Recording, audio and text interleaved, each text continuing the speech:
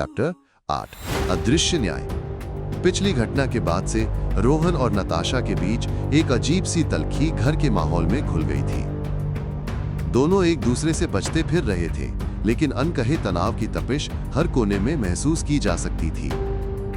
शाम के वक्त जब घर के बाकी सदस्य अपने अपने काम में लगे थे, रोहन और नताशा के बीच फिर एक बहस छिड़ गई।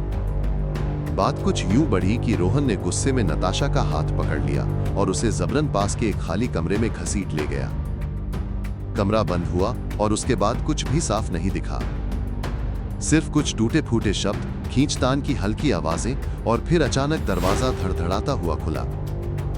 नताशा दौड़ती हुई बाहर निकली।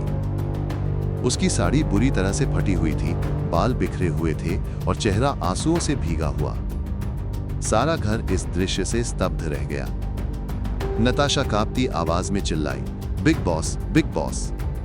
इसने मेरे साथ जबरदस्ती करने की कोशिश की है, इसने मेरा रेप करने की कोशिश की है। हर कोई सकते में था।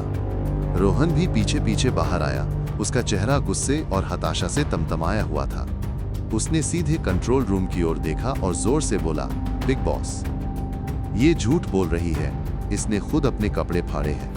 ये मुझे फंसाने की कोशिश कर रही है। सभी कैमरे उनकी ओर घूम गए। सारा घर कुछ पल के लिए सांसें थामे खड़ा रहा, जैसे किसी फैसले की प्रतीक्षा कर रहा हो। मगर इस बार कुछ अजीब हुआ।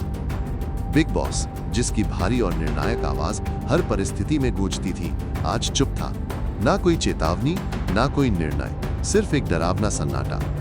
ये पहली बार था जब बिग बॉस ने कोई प्रतिक्रिया नहीं दी थी, ना नताशा की चीखों पर, ना रोहन के बचाव पर। जैसे कोई अदृश्य शक्ति अब सबको मौन की कैद में बांध चुकी थी।